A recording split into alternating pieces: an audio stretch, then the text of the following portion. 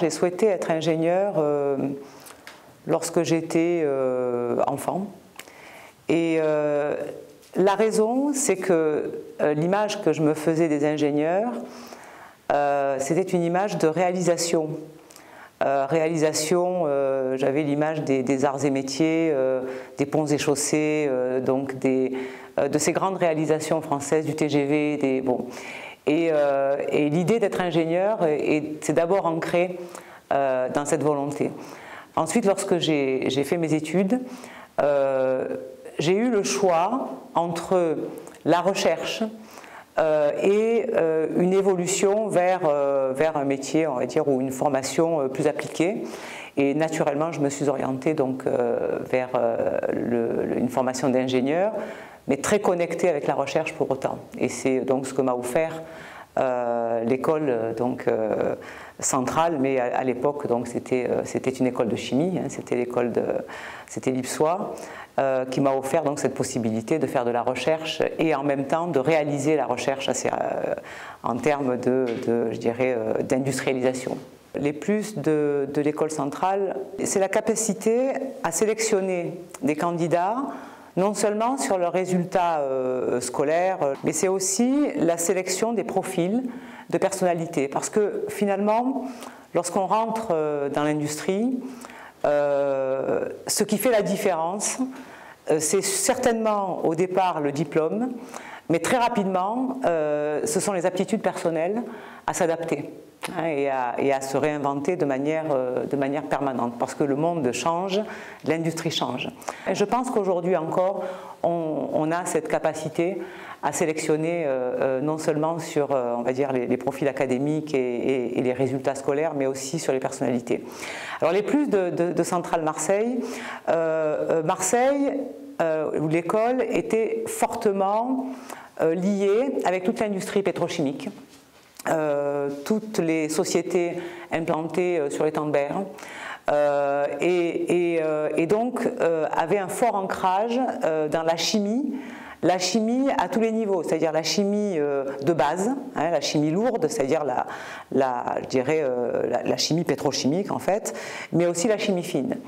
Et cette formation-là et cette ouverture-là a permis et m'a permis non seulement donc d'avoir un large panel de possibilités d'emploi, puisqu'en fait la France donc dans les années 80 était fortement ancrée dans la chimie, mais aussi c'est une formation qui permet d'évoluer dans tous les domaines comme la chimie pharmaceutique, la chimie de l'agrochimie, et moi-même j'ai pu évoluer dans la pharmacie, alors qu'initialement donc c'était pas nécessairement le domaine privilégié, mais c'est bien la formation qui m'a permis donc d'avoir cette évolution. Le deuxième plus de Centrale Marseille, c'est que le milieu universitaire dans lequel baigne l'école est un milieu très très ouvert. Et les laboratoires de recherche qui sont à Marseille et qui étaient à Marseille à cette époque-là étaient reconnus.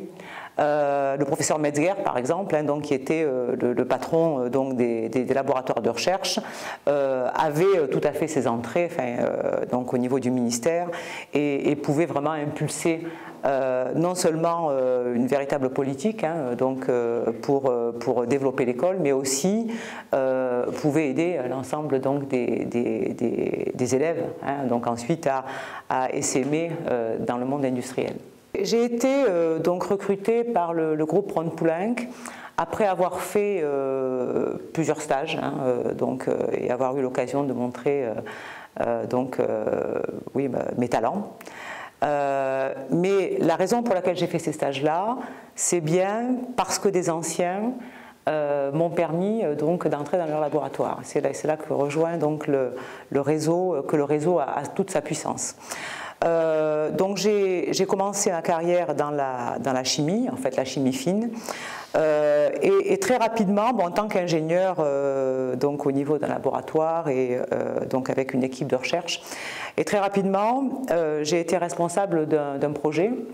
et d'un projet qui était donc la mise au point d'une nouvelle molécule pour l'industrie agrochimique, mais qui m'a permis de faire toute la chaîne depuis la recherche jusqu'au lancement industriel. Et c'est là que la formation de l'école centrale m'a aidé, puisque j'avais eu une formation sur le management de projet.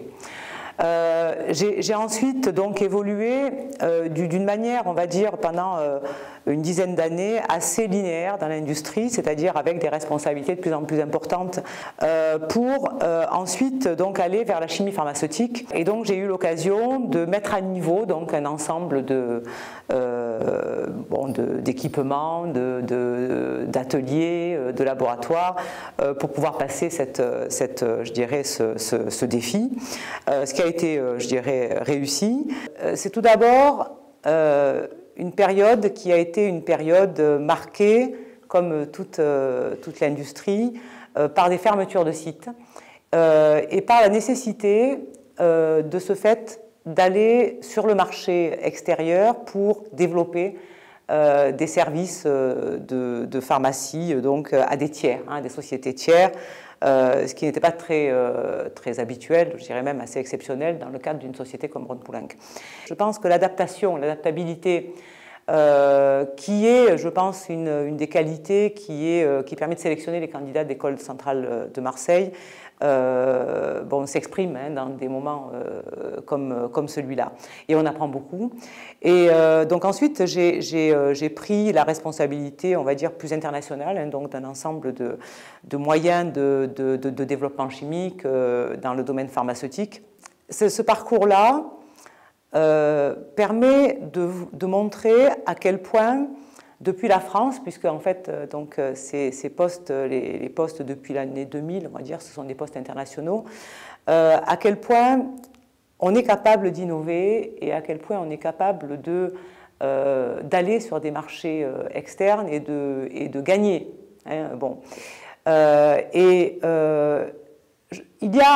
C'est nécessaire d'avoir une solidarité, comme on a une solidarité de réseau au niveau d'une école, c'est important d'avoir une solidarité au niveau du pays.